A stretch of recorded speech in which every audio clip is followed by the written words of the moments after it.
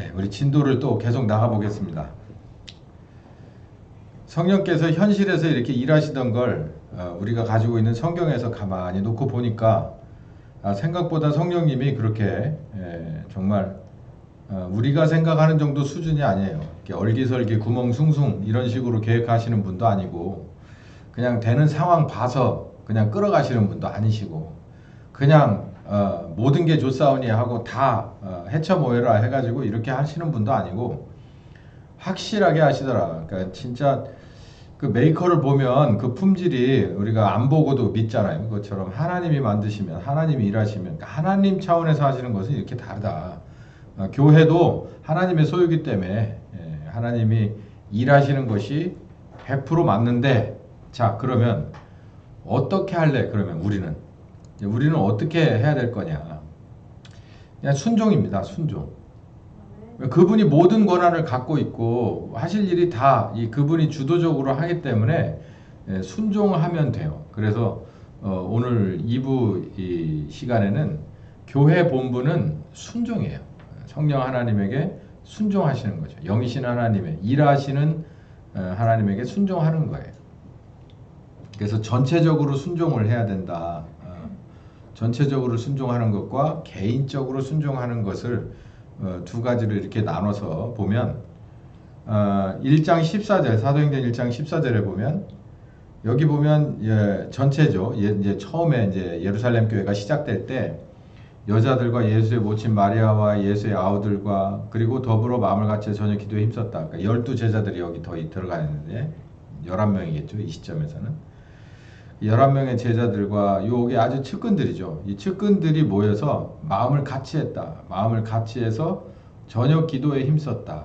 그러니까 기도에 힘쓰기 위해서도 중요하죠. 현실에 이제 뭐냐면 기도에 힘썼다라는 얘기를 하기 위해서인데 오늘은 제가 어디에 초점을 맞추냐면 마음을 같이 했다라고 하는 거예요. 이게 참 쉬운 일이 아니거든요. 가족이 무슨 일을 할래도 가족 구성원이 뭐 최소한 2명에서 시작을 하는데 가족 구성원들도 한마음 한뜻이 되는 게 참 쉽지 않습니다. 가족인데도 불구하고 여러 가지 것들이 정말 이렇게 하나로 뭉쳐지기가 어렵거든요. 요즘 뭐 이제 얼마 안 있으면 선거가 오잖아요. 선거가 되면은 이게 뭐 전혀 정치 색깔 확 바뀌죠. 그래서 이게 가만히 그것만 봐도 마찬가지예요. 중국집을 가도 뭐 시키자 그래가지고 뭐 무슨 뭐 요즘 뭡니까 그 양념 뭐 치킨 뭐 이런 거 시키더라도 나는 양념 나는 프라이드 뭐 또 뭐 별거 다 있잖아요. 다 하나가 되기가 어렵잖아요. 그런데 교회는 그렇게 하면 안 된다는 거예요. 교회는 성령님의 계획과 성령님의 인도하시고 성령님의 권능과 성령님의 관리하심에 마음을 같이 해야 돼요. 마음을 같이. 그래서 순종하는 거예요. 마음을 같이 해서 순종, 마음으로 순종, 그리고 우리들의 행동으로 순종하는 것을 말해요. 이 사람들은 그렇게 했어요. 어떻게 그렇게 될 수 있을까? 또 우리처럼 침례교회는 회중교회잖아요. 회중들이 다 생각이 다른 걸 다 인정해주는 교회예요. 그런데 어떻게 이렇게 될 수 있겠는가라는 거죠. 사실은 전 이렇게 생각해요. 초대교회의 그런 그 정신을 가지고서는 회중교회니 뭐니 하는 그런 시스템은 나올 수가 없어요. 왜냐하면 주인이신 하나님이 하겠다고 하면 그냥 밑엔 따라가게끔 돼 있는 거예요. 어디 교회에서 이럴까 저럴까는 어디에서 나왔냐면 바울이나 바나바가 돌아다니면서 개척한 교회에서 그런 일이 있었어요. 그 아시아로 교회가 이렇게 퍼져나가면서 거기서 여기저기서 생긴 교회들에서 문제가 막 발생해서 뭐 예를 들어서 무슨 이 할례에 대해서도 받아야 돼, 꼭 받아야 돼, 아니면 그거 안 받아도 돼. 바울이 안 받아도 된다니까 돼. 근데 아볼로는 받으라 그랬어. 뭐 이런 식으로 나뉘듯이 그렇지 않아요. 성령께서 하시는 건 그냥 그대로 다 마음에 다 해서 행동으로 순종하는 것이 맞다는 거예요. 이게 교회 본분이에요. 왜냐하면 이건 사람이 인도하는 게 아니라 하나님이 하시는 거기다 대고 이 있습니다 할 이유가 없죠. 그러면 뭐가 전제가 돼야 되냐면 이게 교회 리더가 우리 모두가 교회 구성원 모두가 우리의 리더는 성령님이시다. 이거가 모두에게 의해서 고백되어질 때 그렇다고 느끼는 것뿐만 아니라 그렇다라고 누군가에게 앞에서도 나는 인정할 수밖에 없을 때 이렇게 될 수 있다는 거죠. 그러니까 이렇게 되지 않고 그냥 개발세발 여기서 저기서 얘기가 많이 나와서 배가 산으로 가기도 하고 물로 다시 들어오기도 하고 하는 이런 건 하나님이 세우는 교회의 본분은 아닙니다. 두 번째, 이제 한 사람 한 사람의 개별 순종인데요. 여기 보면 아주 민감한 얘기죠. 사도행전 4장에 무슨 얘기냐, 아까 말한 대로 구브로 출신의 레위족 출신인 바나바가 그가 밭이 있었는데 팔아서 사도들 발 앞에 둬요. 여러분 이걸 가만히 한번 생각해 보세요. 저는 요 얘기도 사실 제게는 참 이게 참 쉽게 풀어내기가 어려운 얘기였었어요. 근데 제가 오전에도 제가 정말 마음 급하게 이렇게 핵심을 풀어놔 버렸듯이 이 개별의 순종, 특히나 어떤 순종, 이 자기가 밭이 있는데 이게 뭐 가치가 얼마든지 간에 자기가 있는 이 가치를 자기의 어쩌면 자기의 일부분인데 그 일부분을 떼 가지고서 그냥 사도들의 발 앞에다 갖다 놨다. 이게 조금 더 나가면 뭐까지 나오냐면 자기 목숨을 하나님의 발 앞에다 내놨다. 이거하고도 똑같은 거예요. 연결되는 겁니다. 어떻게 그렇게 순종할 수 있느냐라는 거죠.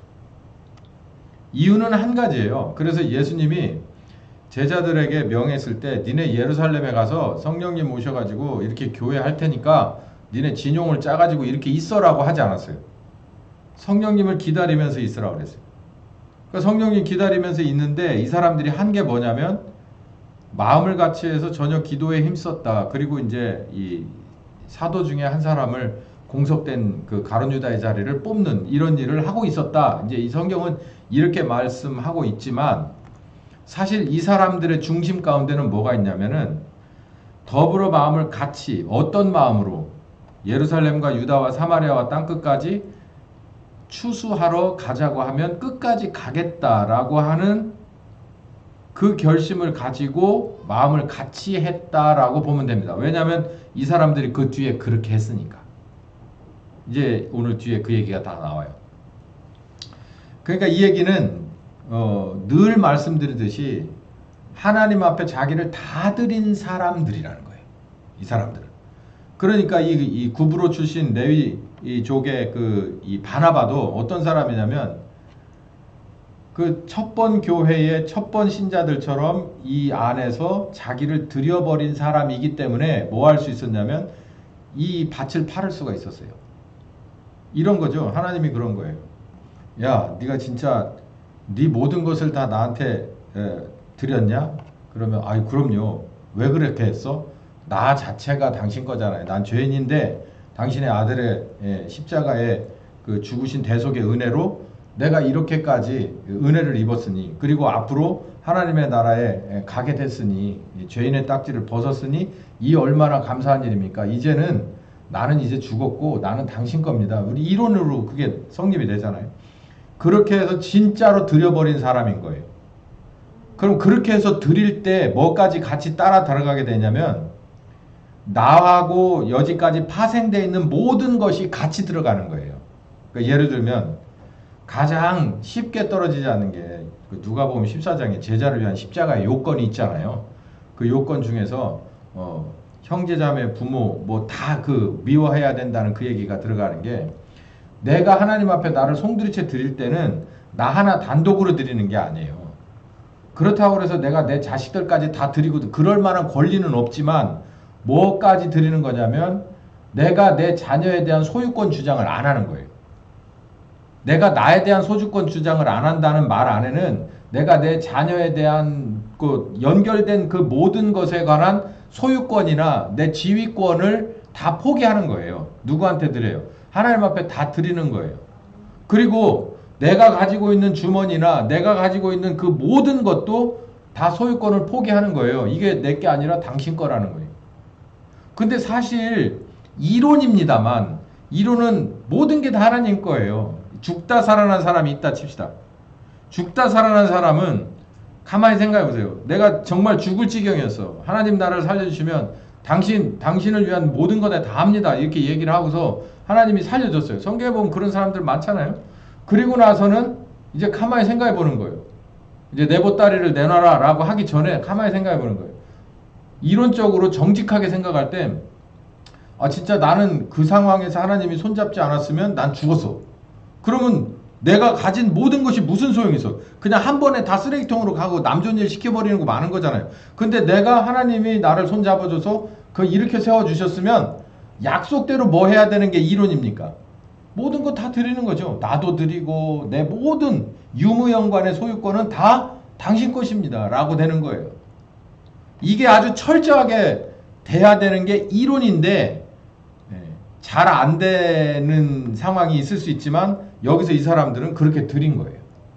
다 진짜 드려버렸어요. 그러니까 어떤 일이 발생했냐면은 이 바나바가 밭을 팔아야 되는 거예요. 여기에는 안 나왔거든요. 매일 없이 밭 팔아다가 낼 사람이 어디 있어요? 그렇지 않았을 거예요. 이렇게 가만히 교회가 돌아가는 걸 보면서 성령님께서 그러는 거예요. 야, 너 밭 좀 있냐?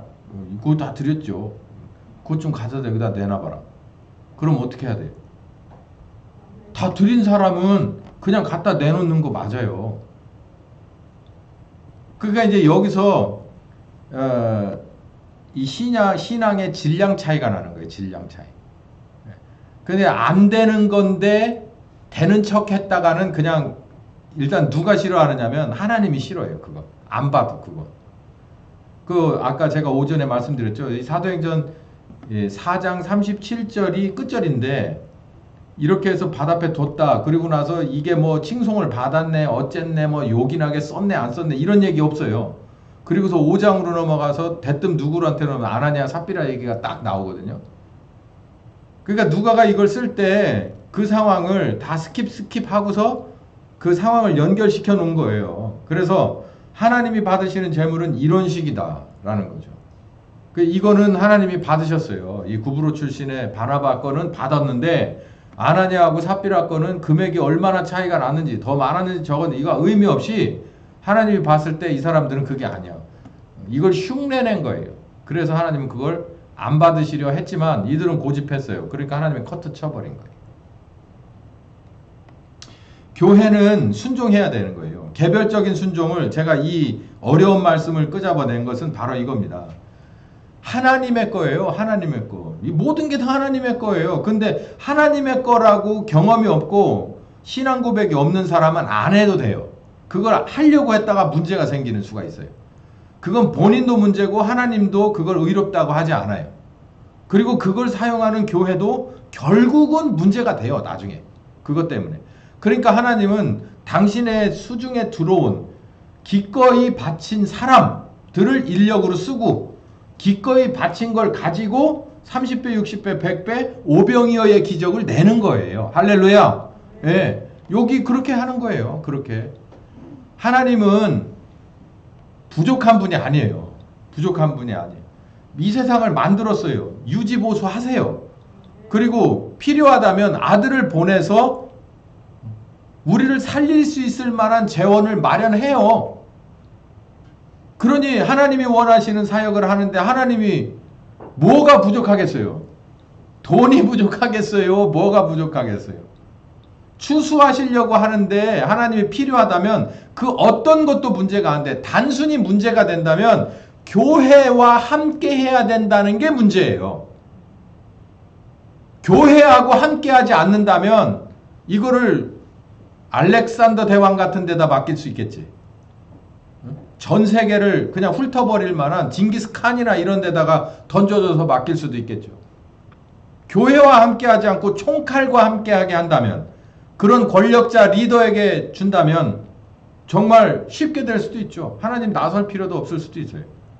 근데 하나님은 교회하고 함께하길 원하는 거예요. 거기가 문제인 거예요. 근데 우리가 교회의 일부분이에요. 그러니 우리를 고민해봐요. 우리가 하나님과 손잡고 하나님의 거룩하신 뜻을 반드시 이루어야 될, 하나님은 우리를 통해서 하시기를 원하는 그 선언된 말씀과 지금까지 해오신 그 계획과 그 경력에 따라서 그 과정에 따라서 2024년에 우리 교회 바로 나를 그 부분으로 사역자의 일부분으로 선택했다라고 하는 것을 우리는 알면 알수록 이걸 그렇게 쉽게 생각하면 안 된다는 얘기죠. 하려면 똑바로 하나님의 일은 하려면 똑바로 어떻게 하나님이 모든 권한 가지고 계시니 내가 거기에 준비되는 게 중요하죠. 그리고 이제 그 보혜사 성령께서 하시고 준비됐으면 순종해야 되는 거예요. 준비는 뭘 준비시킬까? 결국은 이걸 준비시키는 거예요. 이 모든 게 하나님의 거구나라고 철들기를 원하는 거예요. 철들기를 원해서 다 드리는 데까지. 그리고 다 받았으면 누가 이제 성령께서 해요. 그럼 뭐 해? 그냥 순종하면 되는 거예요, 거기에. 개별 순종. 그가 밭이 있는데 팔아서 그 값을 사도들의 발 앞에 놨다. 그러니까 이걸 가지고 온갖 말이 막 나오고 공산주의가 여기서 나오고 별짓들 다 하는데 뭘 빼버린 거냐면 보혜사 성령의 사역을 싹 빼버린 거예요. 그래놓고 첫 은혜 받아가지고 막 그냥 은혜 받아서 뒤집어지고 자쳐져가지고 그냥 붕 떤 에드벌룬 같은 사람을 데려다가 당신 하나님이 이렇게 쓰실 거요 라고 얘기를 하니까 그런 은혜를 입은 사람에게 가지고 당신이 이런 은혜를 당신 하나님이 이렇게 쓰실 거요 라고 하니까 결국은 그 흉내를 내다가 누구처럼 아나니아하고 삽비라처럼 흉내를 내다가 나중에 가서는 자기가 어떻게 감당을 못하겠으니까 온갖 것을 다 끌어들여서 합리화시켜서 그냥 끌어가는 거죠. 하나님은 그거 반드시 바로 잡으실 거예요. 교회의 시작이 그렇지 않았어요. 그러니까 교회의 끝도 그렇지 않을 거다. 바로 잡으실 거다라는 거예요. 에베소 1장 21절에서 23절까지는 교회는 머리와 몸으로 이렇게 비유를 했어요. 머리와 몸이 있으면 우리 사람입니다. 이 사람이 있으면 뭐 또 필요할까요? 자연관? 건물도 필요하죠. 교제실도 필요하고 현대화된 화장실하고 그리고 거기에 딸린 샤워실도 필요하고 애들 교육기관도 필요하고 밖에 나가서 야외에서 있어야 될 수련원도 필요해요. 풀장도 필요하고 애들 야영장도 필요하고 야외 교육장 다 필요해. 뭐 때문에? 사람이니까. 그 교회가 그런 거라는 거예요. 머리가 있고 몸이 있어요. 그러니까 사람이야. 근데 정확히 성경은 뭐라고 구분 지어 놓냐면 교회 머리는 예수님이다. 성령님. 그러니까 정확히 말하면 사역하시는 성령님이에요. 성령님이 머리고 그리고 너희는 몸의 구조다. 구조 자체를 놓고 보면 역할이 그렇다. 역할이 머리. 머리는 머리 할 일이 있어요. 머리는 누구냐면 예수 그리스도의 이름으로 아버지의 보내심을 받은 성령님이 머리예요. 교회의 머리. 교회의 머리로 주셨다. 만물을 그 발 아래 복종하게 하고 만물의 머리로 교회의 머리로 주셨다는 거예요. 예수님을. 그 예수님이 누구를 아버지에게 허락받고 보내셨죠. 성령님을 보냈죠. 그 성령님이 교회 주인인 거죠. 지금은. 몸은 누굴까요? 예수 안에서 새롭게 창조된 신자입니다. 신자. 우리 몸이죠. 그러니까 제가 아까 다 말씀드렸듯이 머리하고 몸이 붙은 사람이 온전해져 있을 때는 알아요. 뭐가 필요한지. 건물도 필요하고 뭣도 필요하고 다 알아요. 하나님이 알아. 거기에 맞게 줍니다. 거기에 맞게 줄 거고 그리고 또 그 어느 한 그 머리와 몸을 지닌 교회가 앞으로 하나님의 사역을 감당하는데 어떤 식의 사역을 감당하게 될 거다. 예를 들어 바다 건너 물 건너서 먼 곳까지 나가는 선포 사역과 선교 사역을 주로 하게 될 거다. 그러면 그런 사람들로 말미암아 또 그걸 도와줄 만한 것들로 말미암은 건물과 재력과 그리고 아이디어와 이 모든 것들이 거기에 되게끔 하나님이 하세요. 뿐만 아니라 목양을 중심으로 해서 여기에서 이렇게 짜임새 있게 교육하고 뭐하고 하는 이런 걸 하겠다 그러면은 거기에 맞게끔 또 준비를 하게 해주시죠. 그러니까 머리가 있고 몸이 있어요. 둘이 같이 붙어만 있다면 아버지 하나님께서 다 준비해 놓고 있는 거예요. 할 일을. 문제는 머리 따로 몸 따르니까 문제지. 머리 따로 몸 따르면 이거 어디다 써요? 쓸 수가 없는 거잖아요. 그러니까 모든 준비가 허사가 되는 거고 자꾸 딜레이가 되는 거예요. 하나님이 하시고자 하는 일이 딜레이가 되는 거예요. 합쳐져야지 하나로. 각자의 본분에 충실해야 된다. 뭘 알고 이 머리와 몸의 관계라는 걸 알고 이게 서로 떨어져 버리면 결국은 아버지 하나님이 기다리다 안 되면은 거기 에베소에 나오면 뭐라고 돼? 에베소 교회의 계시록 3장에 뭐라고 돼 있습니까? 계시록 2장 3장에 촛대를 옮겨버린다고 하잖아. 기회 없다고 그냥 지나가 버리고 마는 거예요. 기다리다 첫사랑의 회복이 안 되면 그냥 촛대를 옮겨버리겠다 이렇게 얘기하잖아요. 기회 상실. 왜냐하면 그대로 지연된 채로 오래 있을 수가 없으니까. 그럼 뭔가 플랜 B를 하나님은 하시겠죠. 그러니까 그 교회를 버려버린다는 얘기예요. 그 버려버린 교회들이 얼마나 많을까요? 교회 역사상. 우리도 그런 교회가 되면 안 되겠죠. 그러니까 지금까지 한 20여 년 동안 계속해서 압축하고 또 압축하고 준비시켰으면은 이제 하나님이 펼치려고 작정할 때 이걸 탁 펼쳐놨을 때 여기 우리가 머리에 순종하는 몸, 온전한 몸이 돼서 그렇게 해야 하나님이 원하는 대로 뜻대로 되는 교회가 되고 또 하나님이 원하는 사역에 하나님 영광 받고 우리에게도 복이 될 줄 믿습니다. 바로 이 머리와 몸의 관계인 줄을 알아야 됩니다. 뭐 하려면? 순종해야 되니까. 순종. 자, 보세요. 성령께서 어떤 식으로 이제 다시 예루살렘 교회 시점으로 돌아옵니다. 사도행전 1장 8절에 했죠. 성령이 너희에게 임하시면 너희가 권능을 받고 예루살렘과 온 유다와 사마리아와 땅끝까지 이르러 내 증인이 될 것이다. 진짜 그렇게 했나 보자고. 그 순서대로 다 그렇게 됐습니다. 첫 번째는 예루살렘에서의 사역을 보세요. 이건 사도행전 2장과 4장의 사역이에요. 여기서 우리는 이 예루살렘에서의 사역을 보고 무엇을 볼 수 있느냐면 성령께서는 선포하시는 사역도 하고 그리고 양육하시는 목양의 사역도 한다라는 것을 알 수 있죠. 베드로와 120명의 성도들이 사도행전 2장에서 선포했어요. 예수는 그리스도라고. 예수는 부활하셨다고. 부활하셔서 우리의 메시아가 되셨다고. 그리스도가 되셨다고 선포를 했거든요. 그리고 나서 회개하고 침례를 받은 사람이 뭐 3,000명도 되고 뭣도 되고 하니까 이 사람들이 교회로 막 들어왔을 때 여기 이 사람들이 41절에서 47절까지 이렇게 보니까 어떤 사역을 해요? 이게 목양의 사역이죠. 목양의 사역. 지금 현재 날 교회가 하는 일을 여기서 다 하죠. 침례도 주고 가르치고 기도하고 뭐 물걸모하고 뭐하고 하는 일을 해요. 여기서 교제도 하고 뭣도 하고 돌아가면서 그러니까 이 사람들도 밥도 하고 이런 얘기도 나오잖아요. 돌아가면서 밥하는데 엄청 많이 먹었는가 봐. 그래가지고 막 서로 편을 짜가 안 돼서 집사 7을 세우고 안수 줘서 세우고 막 이런 얘기까지 나오잖아요. 지금 우리 차원에서 이해할 만한 그런 일들 그리고 때로는 나가서 아주 절묘한 타이밍에 정말 어둠의 세력을 이겨버리고 선포하고 거기서 사람들이 막 교회로 쏟아져 들어오고 이런 일이 예루살렘에서 있었습니다.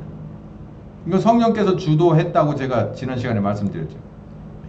그러다가 어떤 일이 벌어지냐면 사도행전 7장, 8장쯤 가면은 그때 예루살렘 교회는 사실상 포화 상태였었어요.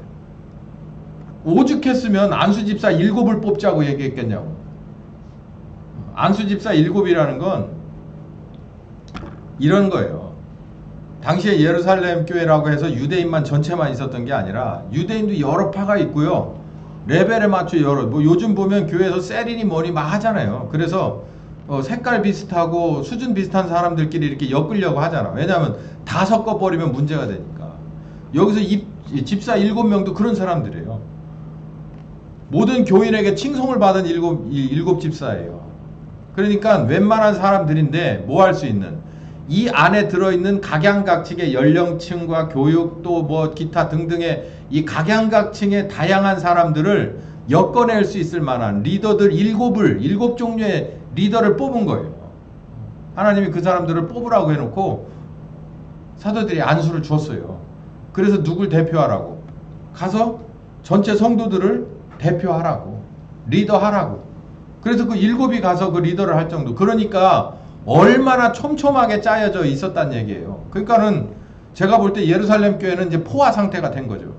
그랬을 때 무슨 일이 벌어지냐면은 스데반의 순교가 벌어집니다. 예. 스데반의 순교가 없었다면은 예루살렘 교회는 절대 움직이지 않아요. 그냥 거기서 집사가 7명에다가 집사가 14명 되고 뭐 집사가 뭐 20명 되고 뭐 100명 되고 교회가 지교회 나눠지고 지금 우리가 그런 식으로 하잖아요.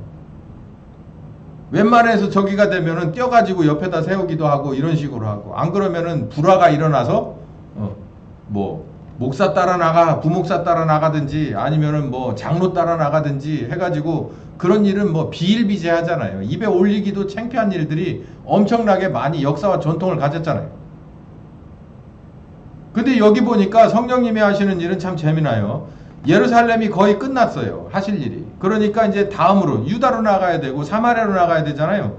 그러니까 어떻게 나가요? 계기가 있어야 나갈 거 아니에요. 계기가. 이들이 스스로 성령님 우리가 나갈 준비가 언제든지 말씀하시면 나가겠습니다. 그럴 준비가 안 돼 있는 거고 또 영적으로도 뭔가 순교의 재물이 있어야 발판을 삼아 나가니까 여기서 정말 하나님이 제일 사랑하는 것을 제물로 바쳐요. 초대교회에서 제일 사랑하는 것. 제가 볼 때는 초대교회에서 제물로 쓸만한 제일 사랑한 것은 스데반이잖아요. 그러니까 스데반을 삼았죠. 스데반을 제일 사랑했나 봐. 제일 사랑하는 아들을 십자가에다 놨잖아요. 그러니까 초대교회에서도 전 베드로보다 더 사랑한 게 스데반이라고 생각을 해요. 그러니까는 제물로 바쳤지. 제일 좋은 거를. 스데반을 제물로 바쳤어요. 그리고 나니까 교회가 발칵 뒤집어졌죠. 뭐 안팎으로 뒤집어졌어요. 그래서 어떻게 됐어요? 여러분 아시다시피 이 사람들이 다 떠났죠. 다 떠났어. 여기 보면은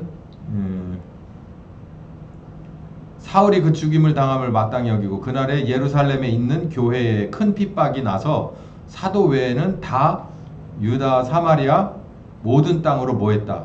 흩어졌다. 그러니까 여기 봐요. 온 유다와 사마리아와 땅으로 모든 땅으로 그러니까 이렇게 퍼쳐나가죠. 맞죠? 예루살렘과 온 유다와 사마리아와 땅끝으로. 예루살렘에서는 뭐 순교의 피가 없었어요. 그런데 유다로 나가려니까 사마리아로 나가려니까 순교의 피가 필요한 거예요. 그래서 스데반을 바치고 그 피로 사람들이 동기부여를 받아가지고 예루살렘에 있지 않고 거의 대부분 누구만 남고 뭐 사도들 남고 그 측근들 핵심 측근들만 남고 나머지들은 다 좋아서 싫어서 떠나게 된 거예요. 예루살렘에 있는 교회에 큰 핍박이 나서 스데반을 잡아 죽였으니 눈에 뵈는 게 있겠어요? 사도와 외에는 다 유다와 사마리아와 모든 땅으로 흩어졌다. 그리고 나서 8장에 사마리아에서 있었던 사역 하나가 나오는데 빌립이 나옵니다. 빌립이 사마리아 성에서 그리고 두 사도가 베드로와 요한이 그러니까 합쳐서 협력 사역을 했는데 처음에는 빌립이 들어가서 사역을 하다가 베드로와 요한이 들어가서 사역을 하는 이런 식으로 해서 사마리아의 복음이 펼쳐져 여러 촌의 복음을 전하였다. 그리고 빌립이 또 어디로? 에디오피아의 네시 간다게 지금으로 보면 한 국무총리나 국무장관 정도 되는 요 정도 급의 사람에게 복음을 전하고 침례를 줘서 이 사람이 병거를 타고 자기 집으로 돌아가. 에디오피아로 돌아가. 에디오피아에 지금도 콥틱 기독교가 그 흔적이 남아있죠. 요 보면은 사마리아, 에디오피아 유다와 사마리아와 그리고 에디오피아까지 갔으니 땅끝으로 가는 거예요. 계속해서 끝까지 이렇게 나가는 거예요. 성령께서 이런 식으로 이렇게 펼쳐 나가시는 것을 볼 수 있다는 거예요. 그러니까 뭐 해야 된다고요? 순종해야 된다고. 순종. 이 사람들이 이럴 거라고 생각을 하고서 처음에 기도 모임 들어간 사람들이 아니라니까. 120명이 모여서 기도할 때 예루살렘에서 몇천 명 목회를 같이 큰 교회 이 파트 사역 부사역자로 하다가 주도한 사역자로 하다가 나중에 이렇게 해가지고서 유다로 넘어가고 사마리아로 넘어가고 막 이디오피아에 있는 사람 더군다나 이런 고위직을 만나서 전도하게 될 거라는 걸 이 사람들이 알고 시작한 사람들이 아니라고 이게. 그러니까 성령께서 기획하고 성령께서 주도하고 성령께서 관리하고 성령께서 권능을 주셨기 때문에 가능한 일이라. 근데 이 사람들이 한 게 딱 하나 있는데 머리와 몸은 반드시 붙어서 뭐 해야 된다.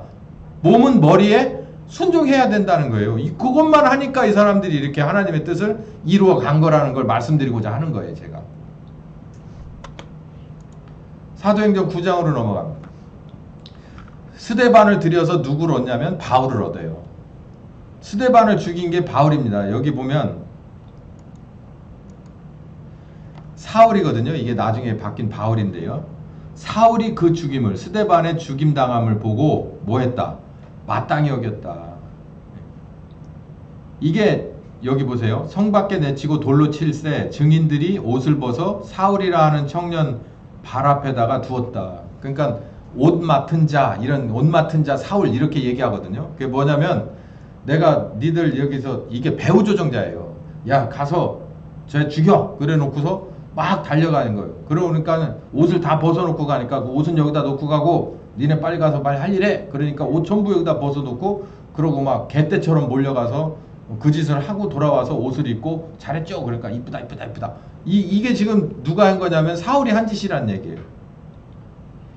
그러니까 이 사울이 결국은 누구 잡아먹었냐면 스데반을 잡아먹고 스데반을 잡아먹고 결국은 오래도 못 갔어요. 사도행전 9장에 누구의 부르심을 받냐면 하나님의 부르심을 받아요.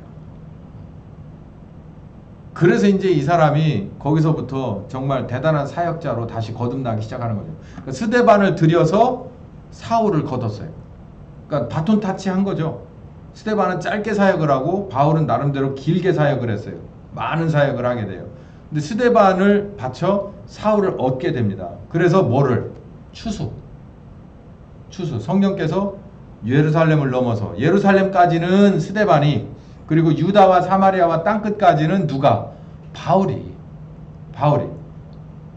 그래서 스데반을 바치고 그리고 바울을 얻어서 이 바울로 말미암아서 1, 2, 3차 전도 여행을 하고 결국은 그 당시에 전 세계의 수도나 마찬가지였던 로마까지 들어가죠. 로마까지 들어가서 온갖 핍박 속에서 복음을 수호하고 복음을 다시 더 전파하고 많은 사람들을 이렇게 양육하는 목양에 관한 것을. 그러니까 바울의 그 1, 2, 3차 전도 여행은 주로 그 사도행전에 주로 이렇게 이 줄거리가 나오잖아요. 거기에 보면 바울의 사역도 두 가지예요. 어디 가서는 선포, 특히 아테네 같은 데 가가지고서는 막 선포를 하는 거예요. 예수가 그리스도다. 니네가 믿는 신 아니다. 바로 예수가 진짜 신 그리스도다. 이거 막 선포를 하는 그런 선포도 하지만 바울이 또 나름대로 이렇게 선포돼서 주변에 이렇게 멤버가 짜여져서 교회가 형성되면 그 교회들을 돌아보는 사역을 많이 했어요. 가는 데마다 그 교회들이 세워지면 그 교회를 돌보고 필요한 점을 채워줘. 금전적으로 필요하면 어딘가에서 헌금을 받아서 거기에 전달해 주기도 하고, 그리고 복음이 뭔가 이렇게 고쳐줘야 될 게 필요하다면 편지를 쓰기도 하고 본인이 직접 가서 하기도 하고. 그 대표적인 교회들이 고린도 교회 같은데 막 쌈박질 했잖아요. 바울도 가서 이게 절대 아니다, 절대 가만두지 않으리라, 내가 회초리를 들고 갈 거다, 막 이렇게까지 해서 바울도 선포와 그리고 목양에 관한 양쪽을 다 감당하는 사역을 1, 2, 3차 전도 여행을 통해서 그리고 로마에서 끝을 냈죠. 본인의 삶이 거기서 끝나버렸죠. 그래서 뭘 말하기 원하냐면 머리는 몸을 인도하고 몸은 머리에 순종해야 된다라는 얘기예요. 그게 바로 온전한 교회다. 교회는 이게 아니라 머리 대신 우리 주님과 내가 몸이 돼서 순종할 때 이게 온전한 교회가 되는 거예요. 그 얘기를 했던 겁니다. 오늘 말씀 2부 말씀을 이렇게 정리를 해보면은 교회 본부는 순종하는 거다.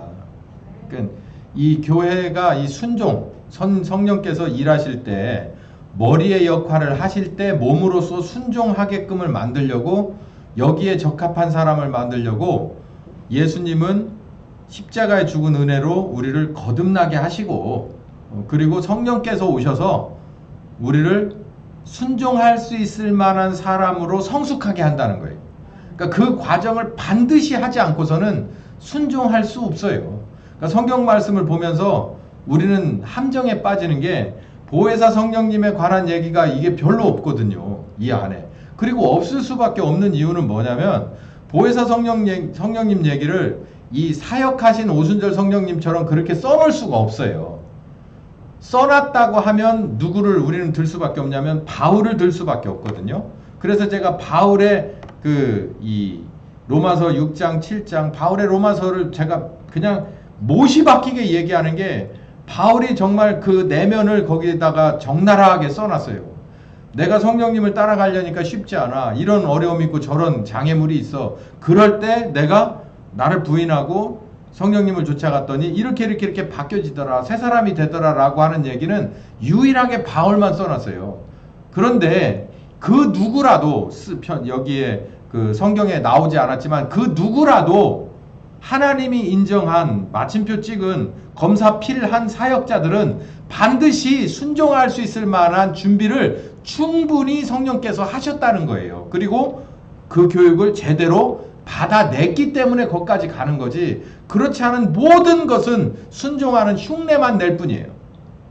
그럼 어떻게 되냐? 흉내를도 제법 잘 내잖아요. 그럼 흉내를 잘 내면 어느 정도까지는 따라가요. 근데 어느 정도 수준은 못 갑니다. 그건 흉내 가지고서 갈 수 있는 게 아니잖아요. 자기가 정말 그만한 것이 갖춰졌을 때, 아, 이렇게 연주하는 흉내는 낼 수 있지. 그러나 진짜 어느 정도 수준 되면 그게 아, 이거 아니구나라는 그 표시가 나듯이 우리가 순종해야만 따라갈 수 있다. 이제 그 극명한 것들이 보면은 우리가 아주 민감하게 생각하는 헌금에 관한 문제 같은 것들, 저는 꽤 명확하게 풀렸어요. 하나님의 거예요, 다.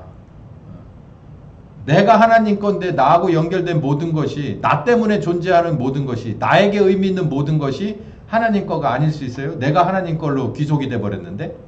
그러면 모든 것은 다 하나님 거가 돼버리는 거죠. 그러면 난 뭐만 해야 돼요? 순종하면 되는 거예요. 순종하면. 제가 이게 잘 어울리지 않지만 이제 집에 가시려면 정신을 바짝 들게 해드리려고 이런 예를 하나 들어드릴게요. 가끔 제가 한두 번 했던 예인데 지금은 아마 없어졌겠죠. 그 여름철쯤 되면요, 이제 날 더워질 때쯤 되면은 시골 다니면서 1톤차 뒤에다가 개를 사서 싣고 이렇게 팔러 다녀요. 그러던 사람들이 이제 개를 잔뜩 때려 실어요. 진짜 막 때려 실어 가지고 그 요만한 장에다 넣어가지고 차곡차곡 싸가지고 이만큼을 싼 것을 여기 연산 가다 보면 거기 그 옛날 국일가 거기 공터에서 그걸 가져다가 자기네들끼리 이렇게 사고 팔고를 하더라고. 제가 새벽에 장사를 다니면서 그걸 많이 봤죠. 거기 이렇게 보면은 각양각색의 개들이 들어있어요. 이건 뭐 먹으려고 키운 개인 것 같이 애초에 그렇게 기획을 한 것도 있고, 어쩌다가 보니까 시골로까지 떨어져 나가서 결국은 저렇게 저 개장 속에 들어가 있는 그런 멀쩡한 좋은 품종들 개들도 있는 거예요. 근데 그런 개들은 거기서 이제 누군가를 제대로 된 사람을 만나지 못하면 거기서 이제 며칠 내로 끝나는 거예요. 그러니까 그런 저기가 있는데, 예를 들어서 저 같은 사람이 이렇게 가는데 제가 사냥꾼인데 가서 이렇게 보니까 뭐 대단한 개들 많은데 그게 아니라 저기 보니까 그냥 잡종 개가 몇 마리 있는 거야. 그래서 내 저거 살랍니다 그랬더니, 아, 이거 좋은 게 이거 명견 사세요. 아, 나 필요 없고 난 저 잡종이 좋으니까 저기 있는 3마리 다 내려요. 그래서 얼마요? 그랬더니 눈치 봐가지고 이제 막 눈탱이 때리는 거지. 그래서 뭐 비싼 값이야. 그래서 아, 진짜 이 사람이, 그러면서 그냥 비싸게 주고서 그걸 사왔어. 그 내가 사냥꾼이니까 이제 사냥을 나가려면 얘네들을 무슨 사냥을 나갈 수 있어요? 개장 속에서 태어나서 개장 속에서 사는 애가. 그러니까 데리고 나와가지고서 일단은 먹이고 뭐 하고 다 하고, 그리고 뭐 또 시켜야 돼요? 내가 주인인 것을 가르쳐 줘야 될 거 아니야. 내가 주인인 거. 응? 내가 주인인 것을 가르쳐 주려고 이제 여러 가지 방법을 쓰겠죠. 여러 가지. 근데 제가 이런 얘기를 들었어요. 제가 의미 없는 이런 비유를 제가 만든 게 아니고, 진짜 텔레비나 동영상에 보면 멧돼지 잡으러 다니는 사람들이 있어요. 이 겨울에 그 허가내고 그런 사람들이 사냥개를 가지고 다니는 걸 보세요. 거기 보면은 대단한 무슨 뭐 포인터니 뭐 이런 거 데리고 다녀요? 안 그래요. 잡종 똥개들 데리고 다녀요. 걔네들 데리고 와가지고 뭐 그렇게 해서 데리고 와가지고 얘네들한테다 자기가 주인인 것을 알려주기 위해서 한 3일 정도 물도 안 주고 밥도 안 준대. 그래놓고 물을 가지고 간대요. 그래서 물을 가져다 주고서 물을 가져다 이 앞에다 이만큼 딱 내려다 놓고 손을 딱 내밀어 봐서 머리를 숙이고 달려오는 놈은 물을 준대. 그리고 안 그러는 놈은 그냥 쳐버리고 만대요. 필요 없으니까. 그러니까 머리를 숙이고 와가지고서 손을 저기 하고 하는 놈은 물을 준대요. 어디서 많이 본 것 같지 않아? 뭐 영화 배너나 막 이런 데처럼. 그런데 그러면은 얘가 머리를 한번 딱 숙이고 그걸 받아 먹으면 자기가 살던 여지까지 살던 모든 건 다 잊어버린대요. 그리고 누가 주인이 되는 거예요? 이 사람이 내 주인이 딱 되는 거예요. 그리고 나면 이 사람이 시키면 뭐든지 하는 거예요. 뭐든지. 그거는 정말 옳은 방법인 것 같지는 않고 요걸 다시 우리들 시점으로 쓱 가지고 오자고요. 우리가 그냥 놔두면 정말 어둡고 침침한 데 살아서 그렇게 살다 그렇게 굴러먹고 있다가 결국은 궁지에 몰려서 죽을 거라고. 그러고서 죽었으니 죄인으로 죽었으니 심판받아서 어떻게 될 겁니까? 근데 어느 날인가 이게 웬 은혜인지 예수님의 십자가에 죽으신 대속의 은혜를 공짜로 받았어요. 과정이야 모두 다르지만 공짜로 받았어요. 그러니까 우리는 이제 뭐 해야 되냐면 죽을 때서 나를 살려주신 그분에게 나의 모든 것을 다 드리는 것이 맞아요. 맞다고. 근데 거기서 이러고 저러고 하지 말라니까. 근데 이러고 저러고 얘기를 하니까 얘기가 길어지는 거지. 아까 걔들이 그랬잖아요.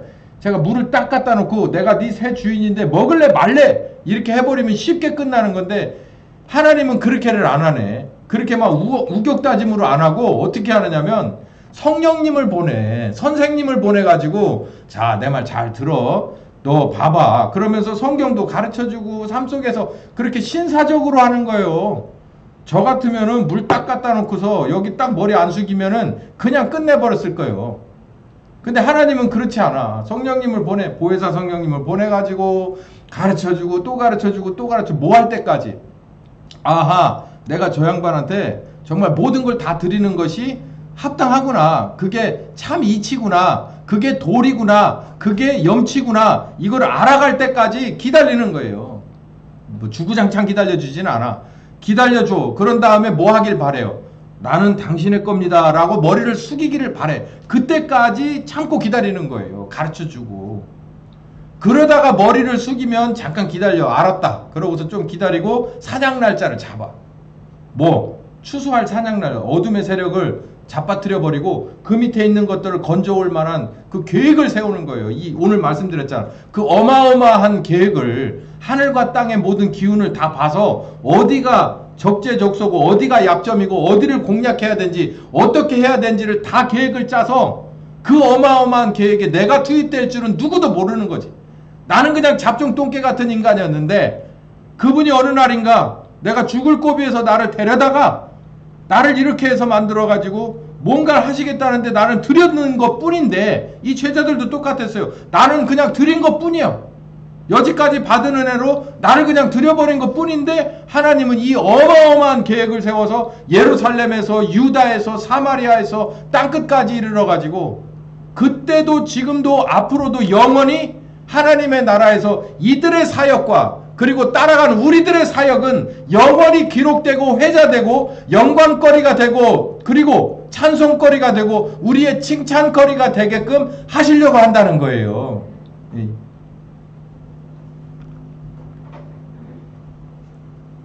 그 제가 그러잖아요. 저는 언젠가 그랬어요. 저는 하나님의 개가 되고 싶다고. 아주 충성스러운 개가 되고 싶다고. 어떤 상황에서도 주인을 잊어버리지 않고 주인이 준 일에 관해서는 내가 가다 쓰러지더라도 내가 가다가 끝나더라도 그 사역은 감당하는. 우리가 볼 때도 그게 진정한 개지. 에? 내 앞에 뭔가 해코지 하려는 사람이 나왔는데 오히려 내 뒤로 숨는 게 그게 개냐. 이거 우리 맨날 그러면서 쯧쯧쯧쯧 하잖아요. 근데 우리가 그러면 되겠어요? 우리가? 하나님은 절대로 우리를 먼저 앞세워 보내지 않아요. 당신이 먼저 가고 우리는 그냥 따라가는 것뿐이에요. 그것도 못해? 그것도 못하면 안 되죠. 교회 본부는 뭐다고요? 순종이에요. 순종. 아직도 순종할 준비가 안 돼 있으면 빨리 그걸 마무리 져야 돼요. 내가 순종해야 될 만한 이유를 다시 찾고, 내가 예전에 우리 경험 다 해봤어요. 다 경험해봤던 것을 다시 되살려서, 이게 바로 내가 가야 될 길이 맞구나. 이렇게 나를 드리는 게 맞구나. 나의 모든 것 다 드리는 게 맞구나. 그렇게 해서 드렸던 소년 하나가 있어요. 그게 오병이어의 기적을 낸 바로 이름도 나오지 않은 어느 한 소년이에요.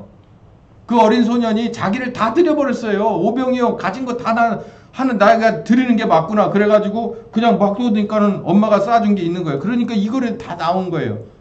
그래서 하나님이 이 어린애들을 좋아한 거예요. 어린애들은 기다 그러면 반드시 행동으로 옮겨져 버리잖아. 금방 표시나잖아요. 그러니까 우리들도 그렇게 되는 데까지는 시간이 조금 걸리겠지만, 시간이 걸려도 성령께서 우리를 참아주시고 인도해 주시니까 시간이 되는 대로 우리도 어떻게 해야 되는가? 빨리 준비돼서 나를 들여버려야 뭐 할 수 있다는 거예요? 순종할 수 있다는 거예요. 순종해보세요. 순종하면은 전 우주적이고 전 세계적인 계획이 여기에서부터 시작될 줄 믿으시기 바랍니다. 전 그럴 거라고 저는 믿어요. 충분히 그럴 수 있다. 그럴 수가 아니라 그럴 거라고 저는 믿습니다. 하나님이 계획이 있다면